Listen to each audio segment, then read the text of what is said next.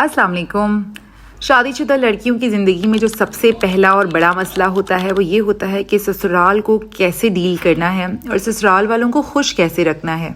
ये एक बहुत मुश्किल और चैलेंजिंग काम है, लेकिन ये नामुमकिन बिल्कुल भी नहीं है।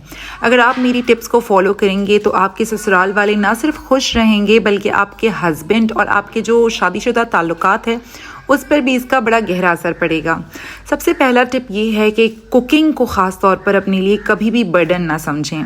शादी के बाद सबसे पहला मसला यही आता है कि अगर तो लड़की ससुराल वालों के साथ रह रही है और उसे खाना पकाना पड़ जाए तो वो कहती हैं कि ये मेरी जिम्मेदारी बन गई है और मैं कोई घर की नौकरानी तो हूँ नहीं। और इसी तरह से अगर वो खुद कुकिंग ना कर रही हो और सास कुकिंग करे और उसका हाथ ना बटाए, और ज़्यादातर ससुराल वाले फिर ये बातें करते हैं कि देखो बहू आई भी है और किचन में आपका हाथ भी नहीं बटा रही, तो दोनों तरफ से मामला बड़े ख़राब हो जाते हैं। और यकीन जानें कि अगर आप एज अ सिंगल फैमिली भी अपने हस्बैंड के साथ रह रही हैं तो भी तो कुकिंग आपको करनी पड़ती है। तो अगर आप एक बंदे के लिए खाना बना रही हैं तो साथ एक दो बंदों के लिए और भी कर खाना बना लेंगी तो उसमें कोई बड़ी बात नहीं है।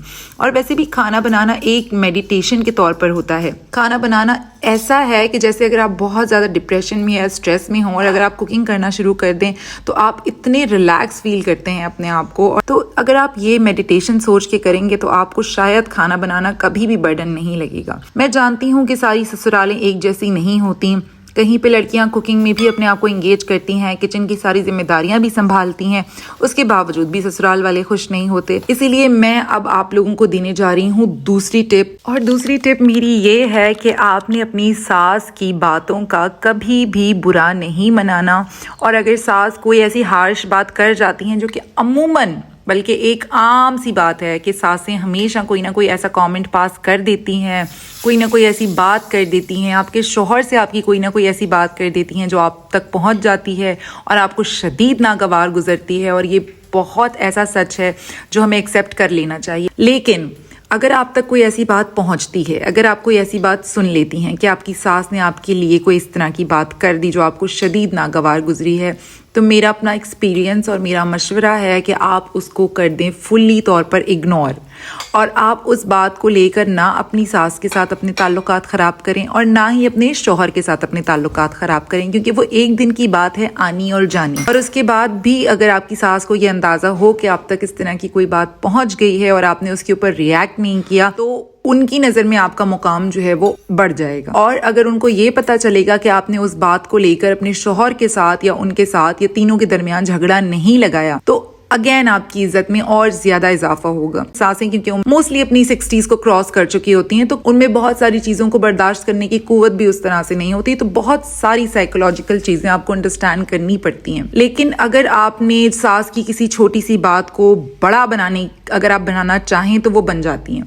और अगर आप अपने शौहर को वो बात बताएंगी, फिर आपका शौहर अगर आपको ही गलत कहेगा तो आपको और गुस्सा आएगा, आप और ज्यादा अपनी अहमियत को कम महसूस करेंगी। और फिर अगर आपका शौहर आपको सही कहकर अपनी माँ से लड़ पड़ेगा तो वो भी एक ओवरऑल घर के माहौल में नेगेटिविटी क्रिएट कर देगी चीज। तो अगर आप अपने घर में खुशी चाहती हैं, अमन चाहती हैं, ससुराल वालों से अच्छे ताल्लुकात रखना चाहती हैं, शौहर के दिल में जगह बनाना चाहती हैं, अपनी खुद की पीस और हैप्पीनेस आपको रिक्वायर्ड है, तो मेरा मशवरा ये है कि आप अपने आप को किसी ऐसी प्रोडक्टिव चीज में एंगेज कर लें। खाना बनाने में, सिलाई करने में या लैपटॉप में किसी ऐसे काम में अपने आप को इन्वॉल्व कर लें कि आपको इस चीज़ की फुर्सत ही ना मिले कि आप उन चीज़ों पर अपना दिमाग लगाएं, उन चीज़ों को बैठ के सोचें। मेरा जो है टिप नंबर 2 है आज का, वो ये है कि सास के हार्श कमेंट्स को टोटली इग्नोर कर दें। और टिप नंबर 3 जो है वो ये है कि आपने अपनी मैके को और आपने अपनी ससुराल को जो है वो अलग अलग रखना है। आपने इन दोनों को अलग तरह से डील करना है। आपने कोशिश ये करनी है कि आप मैके की बातें ससुराल में और ससुराल की बातें मैके में कम से कम करें।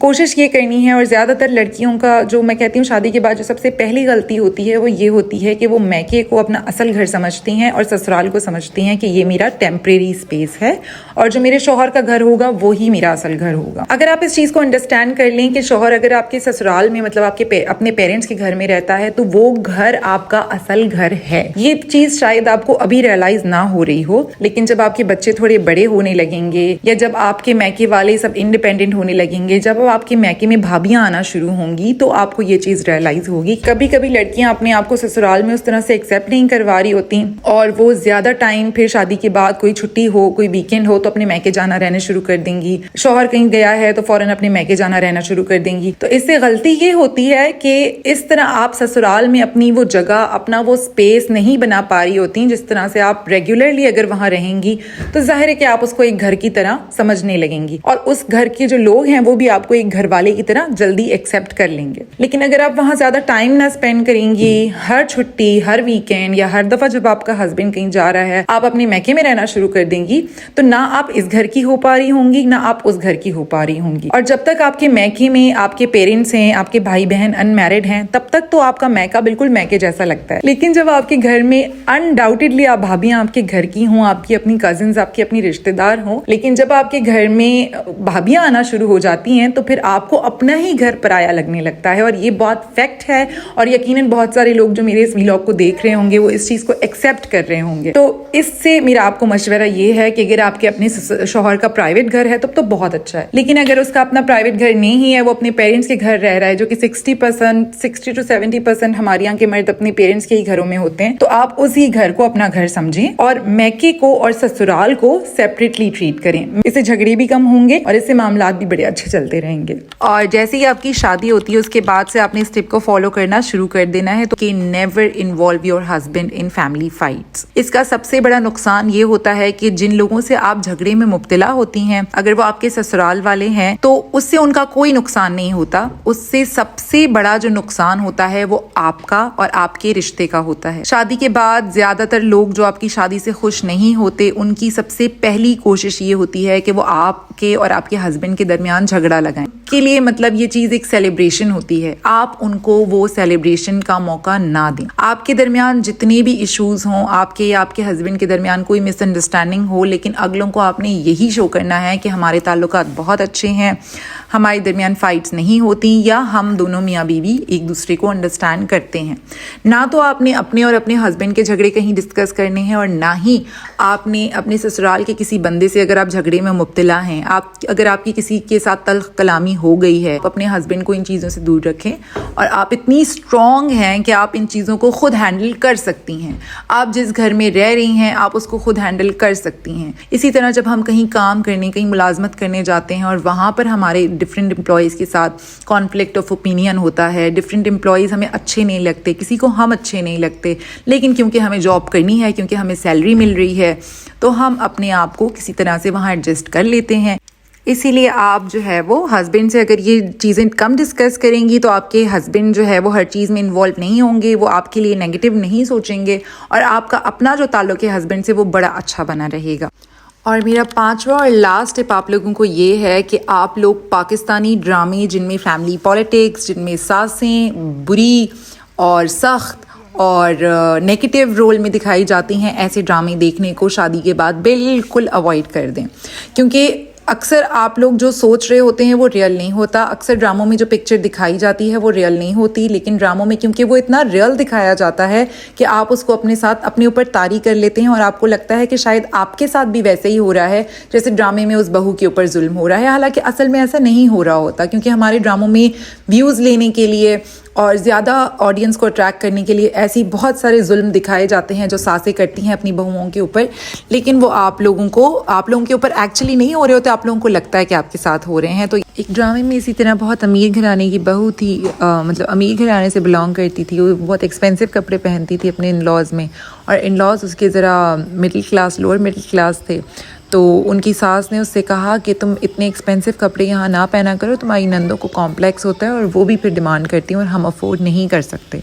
तो एक समझदाराना मशवरा था, लेकिन उसमें लोगों ने इस बात पे क्रिटिसाइज़ किया कि क्यों ना बहू अपने मैके से लाए हुए कपड़े पहने, अगर उसके जो मैके वाले हैं वो अफोर्ड कर सकते हैं तो। लेकिन मुझे इस चीज़ पर ऑब्जेक्शन है। इसमें हमारी इस्लाम की टीचिंग्स भी यही कहती हैं कि आप एक अदल वाला मामला हर जगह रखें और लोगों को बहुत ज़्यादा ज़रूरत से ज़्यादा मतलब एहसास बरतरी और इन चीज़ों का शिकार ना करें। तो मुझे नहीं लगता कि इसमें कुछ गलत था। हो सकता है कुछ लोग मुझसे यहाँ डिसएग्री करते हों, इसीलिए मैं कहती हूँ कि पाकिस्तानी ड्रामों से बहुत दिमाग ख़राब होते हैं और मैं भी जब देखने बहुत ज़्यादा लग जाती हूँ तो मुझे भी लगता है कि शायद मेरे साथ कुछ गलत हो रहा है, तो ना ही देखें तो बेहतर है। बहुत नेगेटिविटी फैलाते हैं। और दूसरा, अपने घर के मसले किसी से डिस्कस ना करें, खुद ही हैंडल करें, अपने हस्बैंड के साथ मिलके हैंडल करें। तो ये वो कुछ टिप्स थे जिनको आजमा कर आप अपनी इन-लॉज़ को भी खुश रख सकती हैं, खुद भी खुश रह सकती हैं, हस्बैंड को भी खुश रख सकती हैं। और अगर वीडियो पसंद आई है तो लाइक और कमेंट ज़रूर कीजिएगा और नेक्स्ट वीडियो में इंशाल्लाह मुलाकात होगी। अपना ख्याल रखिए। अल्लाह हाफ़िज़।